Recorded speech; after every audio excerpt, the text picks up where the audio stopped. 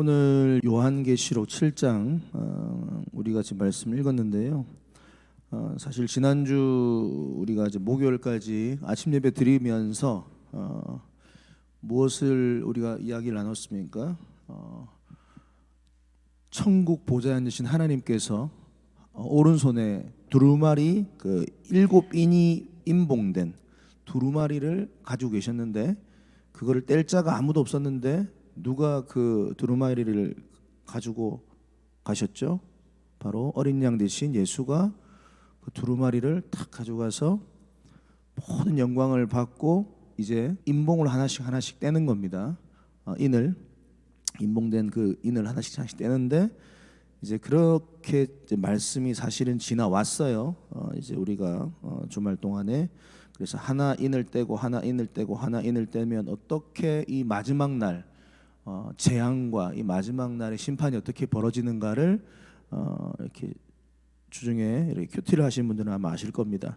그리고 사실 6장까지 이제 6번째 인을 뗀 상황이에요. 그리고 7번째 인을 8장에서 뗍니다. 그러니까 지금 7장은 갑자기 중간에 어떤 막간의 느낌인데요. 이게 뭐냐면 잠깐 심판과 재앙이 좀 중단되는 그런 상황입니다. 그 상황 속에서 마지막 7번째 인이 떼어지기 직전에 잠깐 중단된 그 시점에 사도 요한의 시선이 1절부터 8절까지는 땅을 보게 되는 거예요. 그리고 오늘 본문은 하늘을 보는 거예요. 이게 지금 두 군데로 나눠졌습니다. 그러니까 어제 큐티를 하신 분들은 14만 4천 얘기가 나옵니다. 그러니까 이 땅에서 하나님께 구원받은 백성들의 수 해서 14만 4천이 어제 본문에 사실은 나왔어요. 그리고 오늘은 이제 사도 요한이 하늘로 눈이 옮겨집니다. 그리고 하늘에서 오늘 환상을 보는 그러한 장면입니다. 그리고 이제 내일부터 이제 8장부터 또 마지막 7번째 인이 이렇게 떼어지는 그런 상황인데 중간에 잠시 재앙과 사건들이 멈춰지고 지금 환상 가운데 어떠한 일들이 벌어지는가를 오늘 우리가 살펴보는 내용인데요. 어제 14만 4천에 관한 얘기가 7장 4절 인침을 받은 자의 수 해서 14만 4천이다. 뭐 요것만 잠깐 말씀해 드리면은 이 14만 4천이 신천지가 많이 갖다 쓰죠. 그러니까 이 숫자가 그런데 대단히 영광스럽고 대단히 감동적이며 하나님께서 자기 아들 예수 그리스도 어린 양의 피로 구원한 주의 백성들의 완전수입니다. 이게 완전수. 그러니까 이거를 문자적으로 절대로 해석하시면 안 되고 상징적으로 바라보셔야 된다. 근데 이걸 문자적으로 신천지는 자꾸 해석을 하죠. 그래서 14만 4천 명. 그렇게 해서 이 숫자가 다 차기까지 뭐 하면서 그들은 이걸 가지고 사람들 현혹하고 힘들게 하지 않습니까? 문자적 숫자가 아닙니다. 상징적 수입니다. 14만 4천은. 그래서 이 14만 4천이라는 숫자는 영적 이스라엘 백성들을 상징하는 것이다. 영적 이스라엘 백성들이들. 다른 말로 하면 하나님이 구원하신 모든 성도들을 상징하는 것인데 한 사람이라도 부족하거나 한 사람이라도 넘침이 없이 주님께서 예정하신 완전한 숫자다. 이렇게 보시면 되겠습니다. 한 사람이라도 부족하거나 한 사람이라도 넘침이 없이 주님께서 구원하시기로 작정된 자, 완성된 숫자다. 이렇게 보시면 될 겁니다. 그러니까 이게 더 어찌 보면 더 은혜가 있죠. 에베소서에 나오는 창세전에 주님께서 주의 백성으로 예정하시고 택하시고 부르시고 의롭다 하시고 그래서 그 백성들을 말하는 것이고요. 그 14만 4천이 오늘 또 9절부터 17절 오늘 본문에서 찾자면 바로 9절에 있는 아무도 능히 셀 수 없는 큰 무리가 바로 14만 4천과도 연결된 수라고 볼 수 있는 거죠. 이제 9절과 10절에 보면 요한이 시선이 땅에서 하늘로 옮겨져서 어떤 한성들을 보냐면 하나님의 백성들, 구원받은 그 하나님의 백성들, 마지막 날 흰옷 입은 그 주의 백성들, 아무도 능히 셀 수 없는 큰 무리가 흰옷을 입고 종려 가지를 들고, 승리를 상징하는 거죠. 보좌와 어린 양 앞에 서서, 하나님의 보좌와 어린 양 앞에 서서 그 큰 무리가 14만 4천이 큰 소리로 외쳐 이르되 구원하심이 보좌에 앉으신 우리 하나님과 어린 양에게 있도다 하면서 예배합니다. 찬양합니다. 이 하나님의 백성들이. 그리고 이제 11절 12절에 보면 천사들도 함께 합세해서 이렇게 찬양을 하는 모습이 나오는데요. 이 하나님의 백성들을 조금 더 구체적으로 16절 17절 14절에서 보면은 이 사람들이 누구냐, 순교자들의 어떤 모습으로 삶을 살았던 자들, 실제로 순교를 했거나 16절 17절에 보면 다시 줄이지도 아니하고 목마르지도 아니하고 해나 아무 뜨거운 기운에 상하지도 않고, 14절에도 큰 환난에서 나온 자들, 그리고 17절에 보면 그들을 주님께서 눈물을 닦아주시며 위로해 주시는 장면이 나오죠. 그러니까 하나님께 구원받은 이 주의 백성들은 정말로 끝까지 자기의 생명을 다해서 어떠한 환난과 핍박 가운데서도 끝까지 그리스도인으로 살았던 자들이라고 볼 수 있는 거죠. 실제로 순교를 했거나 아니면 그의 삶 가운데 진짜로 날마다 순교의 삶을 그 정신으로 살았거나, 그래서 이들을 주님께서 마지막에 눈물을 닦아주시죠.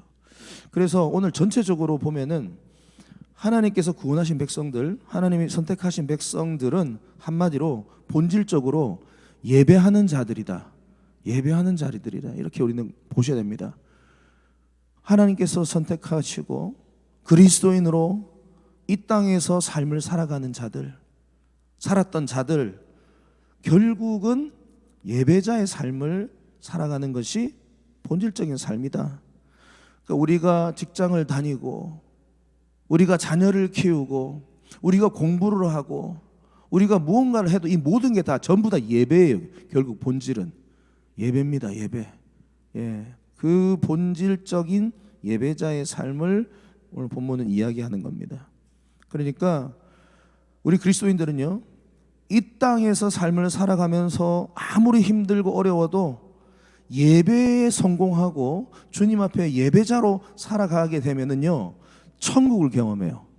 이 땅에서 천국을 경험하고 주님 곁에서도 당연히 그 예배의 원형, 그것을 경험하는 거죠. 그래서 여러분 꼭 기억하세요. 우리가 천국을 사모하고 천국을 꿈꾸고 당연히 기다려야 되죠. 그러나 이미 예수 그리스도께서 이 땅에 오셨을 때는 이미 천국이 도래한 줄을 믿습니다. 그래서 진정 우리가 직장에서, 가정에서 있는 곳곳에서 정말로 주님을 예배하는 자들이 되면은 그곳이 천국이 되는 거예요. 그러니까 이 개념을 가지고 우리는 살아야 됩니다. 바로 사도행전 16장에 바울과 신라를 떠올리시면 되겠습니다. 사도행전 16장에 보면은 바울과 신라가 빌립보에서 귀신 들린 그 여종이 있었습니다. 귀신 들린 여종을 불쌍히 여겨 치료합니다. 귀신을 쫓아냅니다. 그랬더니 어떻게 됩니까? 오히려 뭐 상은 받기는커녕 칭찬받기는커녕 억울하게 빌립보 감옥에 갇히죠. 그래서 매를 맞습니다. 거의 죽을 만큼 매를 맞고 거의 온몸이 벌거벗겨지다시피 해서 손발에 착고가 채이고 묶이죠. 빌립보 감옥에서. 그런데 바울과 실라가 어떻게 합니까? 그곳에서 하나님을 원망합니까? 불평합니까? 찬송합니다. 찬송. 그리고 거기 있는 모든 사람, 그 감옥에 있는 죄수들이 다 듣도록 찬송을 해요. 그리고 기도합니다. 그랬더니 어떤 일이 벌어지죠? 큰 지진이 일어나면서 감옥 문이 열리고, 오히려 이 일로 말미암아 그 간수와 또 그 가족까지 구원을 받게 되죠. 천국을 만들어 버립니다. 이게 우리 그리스도인들의 삶의 본질이에요.